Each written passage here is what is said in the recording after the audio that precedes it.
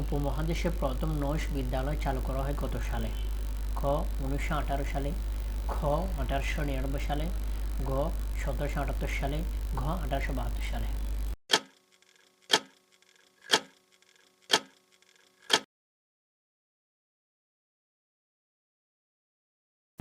বাংলাদেশে উপ-আনুষ্ঠানিক শিক্ষা বিস্তার কার্যক্রম শুরু হয় কত সালে?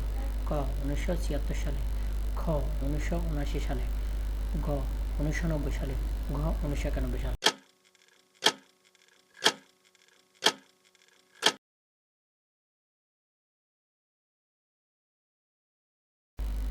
পল্লী উন্নয়ন কল্পে কাজের বিনিময়ে খাদ্য কর্মসূচি কত সালে চালু করা হয়? খ 1972 সালে, খ 1973 সালে, গ 1974 সালে, ঘ 1975 সালে।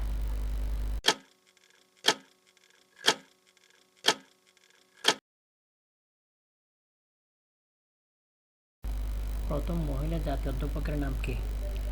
ক ডক্টর নীলিমা ইব্রাহিম, খ ডক্টর সুফিয়া আহমেদ, গ ডক্টর শাইলা সুলতানা, ঘ ডক্টর তাহমিনা খানম।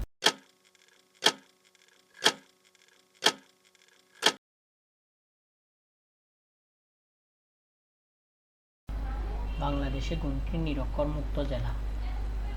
খ ময়মনসিংহ, খ রংপুর, গ পঞ্চগড়, ঘ লালমনিরহাট।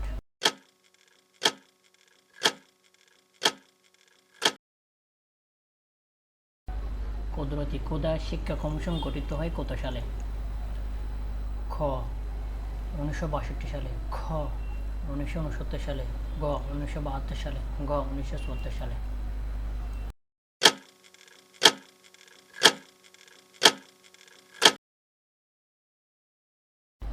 বাংলাদেশে কোন ধরনের শিক্ষা বাধ্যতামূলক?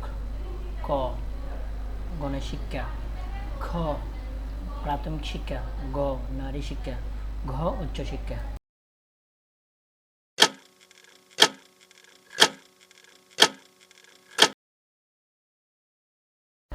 ঢাকা বিশ্ববিদ্যালয়ের চারুকলা অনুষদ এর স্থপতি কে? ক মাজহারুল ইসলাম, খ শামসুল ওয়ারেজ, গ মুস্তাফা কামাল, ঘ খায়রুল ইসলাম।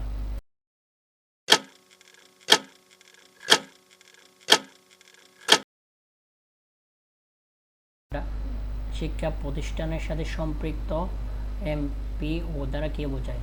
ক মানি পে অর্ডার, খ মান্থলি পে অর্ডার, গ মিনিমাম পে অপশন, ঘ মিনিস্টারি পেমেন্ট।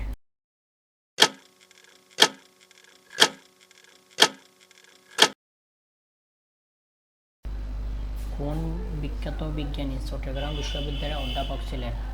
ক মাকসুদ আলম, খ জাফর ইকবাল, গ জামাল নজরুল ইসলাম, ঘ আব্দুস সালাম।